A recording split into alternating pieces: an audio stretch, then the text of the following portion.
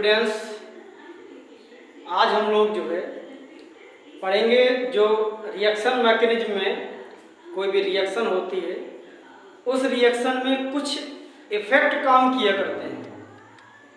जैसे एक होता है इंडक्टिव इफेक्ट, एक होता मेसोमेरिक इफेक्ट या इसी को रेजोनेंस इफेक्ट भी हम लोग कह देते हैं। एक होता है आपका इलेक्ट्रोमैग्नेटिक इफेक्ट, एक होता है आपका हाइपर कॉन्जुगेशन, इसी को बेकर-नाथन इफेक्ट के नाम से भी हम लोग जानते हैं।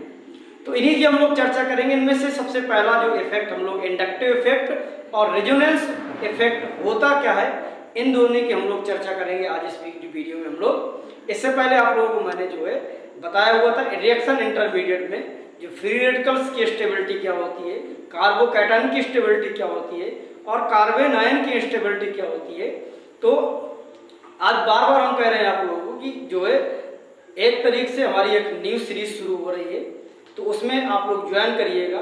उसमें केवल बोर्ड को देखते हुए आपको यूपी, सीबीएसई, आईसीएसई वगैरह बोर्ड के जो इम्पोर्टेंट क्वेश्चन होंगे केवल उनको डिस्कस करेंगे।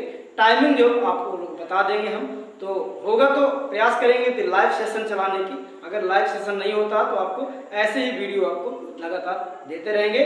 देखिएगा इंडक्टिव इफेक्ट होता क्या है।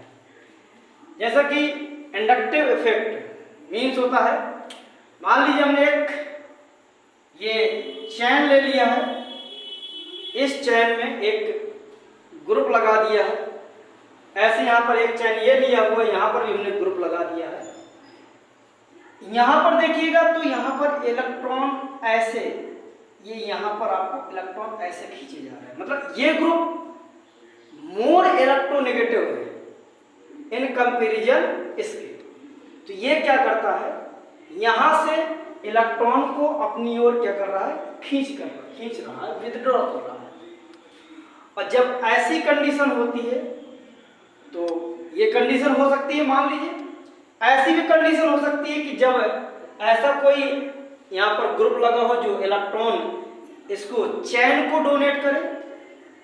तो इन दो कंडीशन में जो भी कंडीशन आई उसमें कुछ इफेक्ट आएगा और उस इफेक्ट को ही हम लोग कह देते हैं इंडक्टिव इफेक्ट। मीन्स जो चार्ज का पार्शियली ट्रांसफरेंस होता है उसको हम लोग कहते हैं इंडक्टिव इफेक्ट।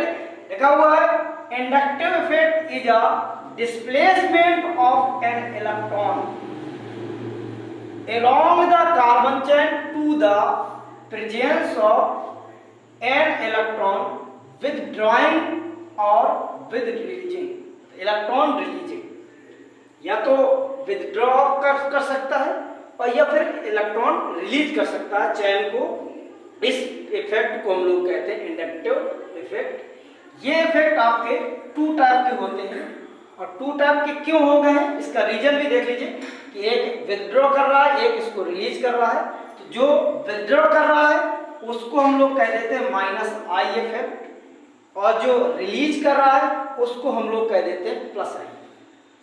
तो एक माइनस आई हो गया, एक प्लस आई इफेक्ट हो गया।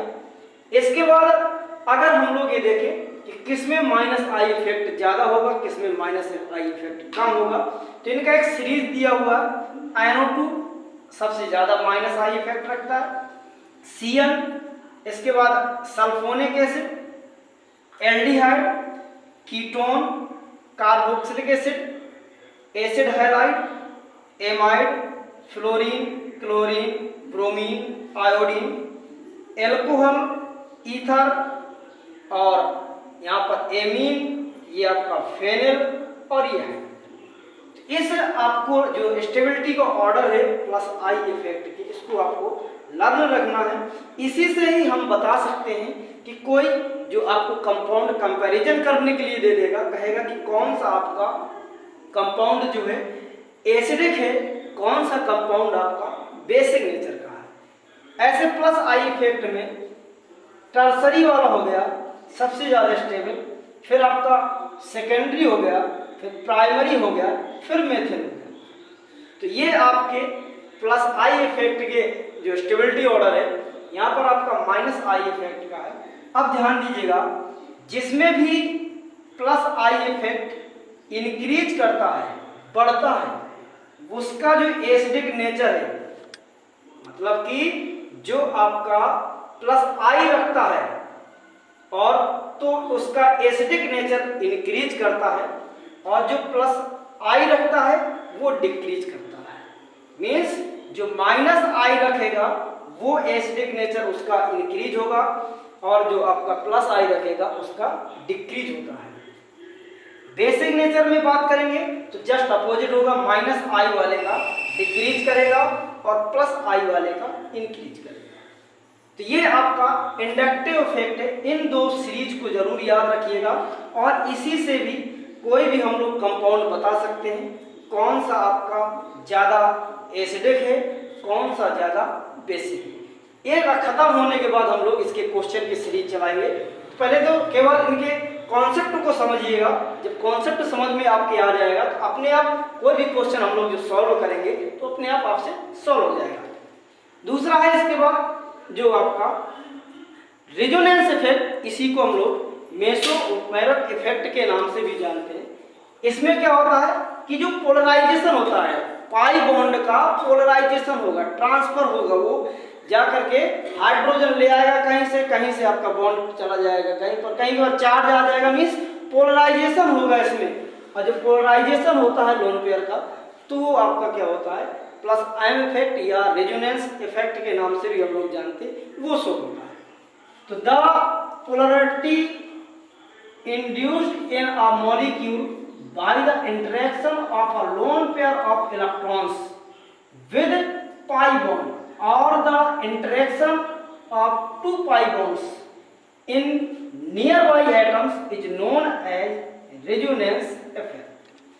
मीन्स कहने का कि अगर जो है पाई बॉन्ड का पोलराइजेशन लोन पेयर के साथ हो रहा है तो वो आपका कहलाता है रेजोनेंस इफेक्ट। जैसे एग्जांपल में हम आपको यदि ले लें, मान लो लिखा हुआ है CH2 डबल बॉन्ड CH, और यहाँ पर आपका लिखा हुआ है CH2 और ये आपका K लिखा हुआ है। अब इसमें क्या होगा कि ये जो आपका जो डबल बॉन्ड है ये आपका आ जाए यहाँ पर, जैसे ये यहाँ पर आएगा तो ये आपका आ जाएगा यहाँ। तो देख लीजिए डबल बॉन्ड और लोन पेयर का पोलराइजेशन हो गया, ट्रांसफर हो गया एक दूसरे के उसमें, इसलिए इसको हम लोग कह देते हैं रेजोनेंस इफेक्ट। बाकी बेंजीन रिंग से आप लोग और अच्छे समझ जाओगे।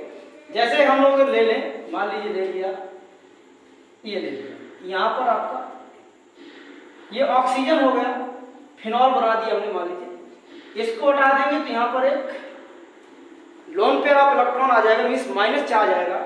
तो जब ये आपका यहाँ पर आएगा तो इसको बाहर जाना पड़ेगा। फिर जब ये कंडीशन पहली कंडीशन बना लेगा ऐसी, यहाँ पर आपका डबल बॉन्ड आ जाएगा और यहाँ पर ये आ गया और ये आ गया। ऐसे ही फिर से आपका इसका पोलराइजेशन होगा तो ये अब इस बार अंदर आ जाएगा और ये बाहर आ जाएगा। तो लगातार जो स्ट्रक्चर आपके बनते जाएंगे तो उन स्ट्रक्चर को हम लोग कहते हैं रेजोनेटिंग स्ट्रक्चर, और ये जो इफेक्ट इसमें आया हुआ है इसको हम लोग कहते हैं रेजोनेंस इफेक्ट या मेसोमेरिक इफेक्ट भी हम लोग।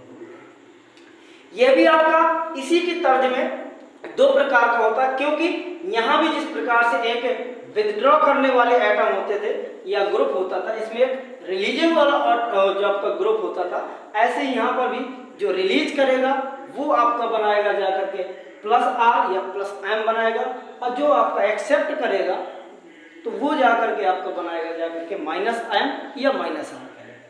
जैसे यहाँ पर लिखा है when the groups release electron to the other molecules by the process of delocalization. Delocalization के थ्रू यदि इलेक्ट्रॉन रिलीज कर रहा है तो वो आपका प्लस आर इफेक्ट हो जाएगा। एग्जाम्पल लिखा हुआ है OH SH OR, मीन्स किसी के साथ में यदि लेस इलेक्ट्रोनेगेटिव एटम लगा हो हमेशा प्लस आर ही होगा। यहाँ पर क्या होगा, इलेक्ट्रॉन एक्सेप्ट करेगा। सेम बाकी प्रोसेस यही है कि जब इलेक्ट्रॉन एक्सेप्ट करेगा तब की कंडीशन में वो आपका माइनस एम या माइनस आर आएगा। इसमें क्या है, इलेक्ट्रॉन एक्सेप्टेड ग्रुप जो भी वो आपका इलेक्ट्रॉन एक्सेप्ट कर करके अपने ऊपर माइनस चार्ज ले आएगा। जैसे यहाँ पर NO2 है, ये नाइट्रोजन से ज़्यादा ऑक्सीजन इलेक्ट्रोनेगेटिव है तो ये क्या करेगा, उसके इलेक्ट्रॉन खींच लेगा। जब खींच लेगा तो ये एक्सेप्ट कर रहा है इलेक्ट्रॉनों को, ऐसे आपका CO है, COOH है और CL है। तो ये आपके जा करके -R इफेक्ट शो करते हैं और ये आपके जा करके +R इफेक्ट शो करते हैं। इनमें भी एसिडिक और बेसिक करेक्टर होता है। तो किस प्रकार से होगा, कैसे होगा, नेक्स्ट वीडियो में हम लोग आपको बताएंगे। धन्यवाद।